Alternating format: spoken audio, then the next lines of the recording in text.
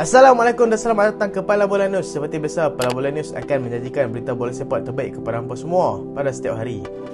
Kita imbas kembali keputusan Liga Juara-Juara Eropah yang telah berlangsung awal pagi tadi.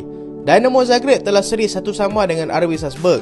AC Milan tewas 2-0 kepada Chelsea di tempat sendiri. RB Leipzig kembali menghidupkan peluang ke peringkat kalah mati selepas menang selesa ke atas Celtic 2-0. Real Madrid menempah laluan berliku sebelum layak ke peringkat seterusnya selepas hanya mampu seri 1-1 dengan Shakhtar Donetsk. Manchester City hampir dikejutkan FC Copenhagen selepas hanya mencatatkan seri 0-0 di tempat lawan. Dan Borussia Dortmund masih lagi berpeluang ke peringkat seterusnya walaupun sekadar seri 1-1 dengan Sevilla. Grup H pula, Maccabi Haifa berjaya mencipta sejarah untuk kelab mereka apabila berjaya menjinakkan Juventus dengan 2-0. Dan Paris Saint-Germain gagal menggunakan kelebihan di tempat sendiri selepas hanya mampu seri 1-1 dengan Benfica. Jangan lupa untuk menyaksikan aksi-aksi menarik Liga Juara-Juara Eropah pada awal pagi esok melibatkan pasukan daripada kumpulan A, B, C dan D. Juventus tewas lagi, Allegri masih lagi selamat. Persembahan yang sama tidak menjadi daripada anak buah Massimiliano Allegri telah menyebabkan kekalahan 2-0 mereka ke atas kelab yang berpangkalan di Israel itu. Kalah dengan kelab Israel, malu. Ini merupakan kekalahan kedua mereka secara berturut-turut setelah tewas sebelum ini kepada Milan dalam aksi Serie A. Musim ini merupakan musim yang agak memalukan bagi pengurus Juventus, iaitu Massimiliano Allegri. Namun Andrea Agnelli masih lagi yakin dengan kebolehan yang ada pada Allegri untuk terus menerajui Juventus. Dengan kekalahan ini, peluang untuk mereka terus marah ke peringkat kalah mati semakin sukar, ataupun mereka hanya akan memberikan tumpuan untuk layak ke UEL pula.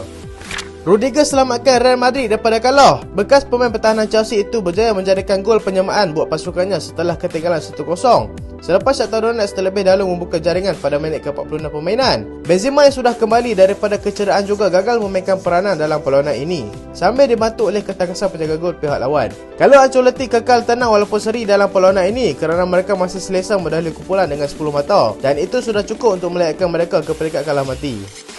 Manchester City terlalu memandang rendah FC Copenhagen. Mereka menempah jalan sukar untuk layak ke peringkat kalah mati apabila hanya mampu mencetak keputusan seri 0-0 dengan kelab kurang ternama daripada Denmark itu.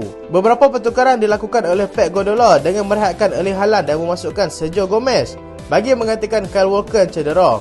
Mereka bermula dengan baik, menguasai bola seperti biasa, tapi masalah paling utama adalah gagal menjadikan gol. Mereka mempunyai peluang terbesar apabila dihadiahkan sepakan penalti pada minit ke-25. Tetapi gagal disurahkan oleh Riyad Mahrez. Rodri sebelum itu berjaya membuat rembatan padu ke gawang Copenhagen, tetapi digagalkan oleh VAR setelah bola terkena tangan. Malah terus memihak kepada mereka apabila Sergio Gomez dilaikan kad merah pada minit ke-30 permainan.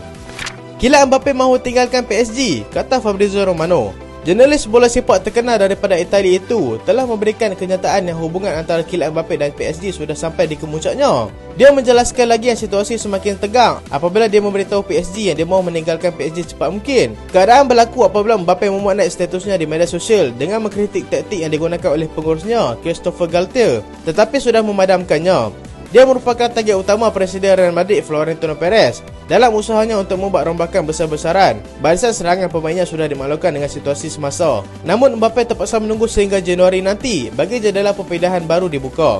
Liverpool juga ada disebut sebagai kelab yang mungkin Mbappe sertai sekiranya dia gagal ke Real Madrid. Tetapi mereka mungkin perlu membuat perstrukturan semula gaji mereka. Reece James pula cedera. Dengan hanya berbaki 40 hari saja lagi sebelum Piala Dunia berlangsung, kini giliran pemain pertahanan Chelsea pula mengalami kecederaan.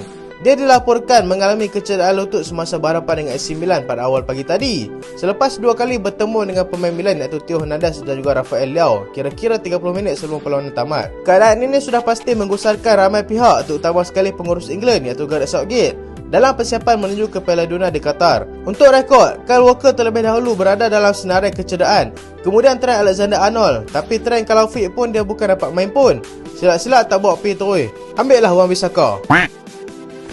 Luis Campos akan tinggalkan PSG. Setelah hanya beberapa bulan memegang jawatan sebagai football advisor di PSG, dia kini dilaporkan bakal meninggalkan kelab setelah dikatakan kecewa dengan musim perpindahan sebelum ini. Spekulasi berlaku apabila Kylian Mbappe memulakan kontroversi dengan memuat naik status di media sosial, mengkritik taktikal yang digunakan oleh jurulatihnya dalam permainan. Dia dilihat sebagai seorang yang bertanggungjawab dalam kontroversi ini kerana dia adalah orang yang sentiasa dengan Mbappe dan mungkin dia juga yang mempengaruhi Mbappe untuk berbuat demikian. Insiden ini juga mendapat reaksi kurang senang daripada pemilik kelab iaitu Nasser Al-Khelaifi yang setakat ini masih belum mengeluarkan apa-apa kenyataan rasmi berkaitan dengan masalah tersebut. Ujian kali ini lebih istimewa, kata Xabi Alonso. Pasukannya bakal bertemu dengan Porto awal pagi nanti dalam Liga Juara-Juara Eropah. Menganggap ianya sesuatu yang lebih istimewa kerana ini adalah kali pertama dia menjadi pengurus berbanding sebelum ini sebagai seorang pemain. Mereka akan menerima kunjungan Porto ke tempat mereka dan jika menang, ianya akan menghidupkan semula kembali peluang untuk mereka layak ke peringkat kalah mati. Keluarga Glazer degil tidak mahu menjual Manchester United, kata Jim Ratcliffe. Billionaire British itu telah membuat pengesahan di mana cubaannya untuk mendapatkan Manchester United itu mungkin terpaksa ditangguhkan akibat kedegilan pemilik sekarang untuk menjualnya. Walaupun telah mendapat desakan hebat daripada sebahagian besar peminat tegar Manchester United, keluarga Glazer tetap berkeras untuk tidak menjualnya.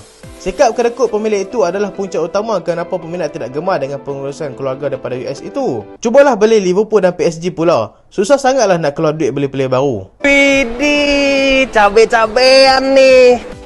Jurnal Lopetegui tidak sedar diri tolak tawaran Wolves. Kelab Liga Perdana Inggeris itu terus dibiarkan tergantung tanpa pengendali tetap apabila lamaran yang telah dibuat untuk mendapatkan Jurnal Lopetegui telah ditolak buat kali kedua. Mungkin dia merajuk sebab dia sudah hampir untuk menjadi pengurus Wolves pada 2016 yang lalu, tetapi gagal untuk mencapai kata sepakat. Beliau kini menggunakan alasan kesihatan bapanya yang telah berusia 92 tahun itu kurang baik, mempengaruhi setiap keputusan yang dia akan buat. Chelsea mendahului saingan untuk mendapatkan Vlahovic. Kecewa dengan prestasi tidak konsisten yang ditunjukkan Dusan Vlahovic setakat ini, Juventus dilaporkan bersedia untuk menjual semula pemain penyerang itu dengan harga 100 juta euro. Adakah orang nak beli? Chelsea dilihat terlebih dahulu di depan bagi mendapatkan Vlahovic pada masa yang sama.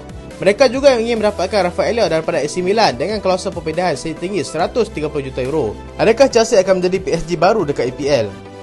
Joao Felix mahu keluar selepas Piala Dunia.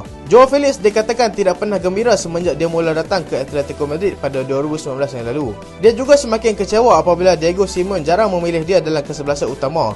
Setakat ini hanya bermain 7 daripada 11 perlawanan yang kebanyakannya sebagai pemain simpanan. Simeone juga mempunyai alasan tersendiri, iaitu dia memerlukan seorang pemain yang fizikal. Joao Felix merupakan seorang yang teknikal, merupakan punca dia tidak sesuai dengan taktik yang digunakan Diego Simeone. Dia akan cuba keluar sebaik saja jendela perpindahan dibuka semula Januari nanti.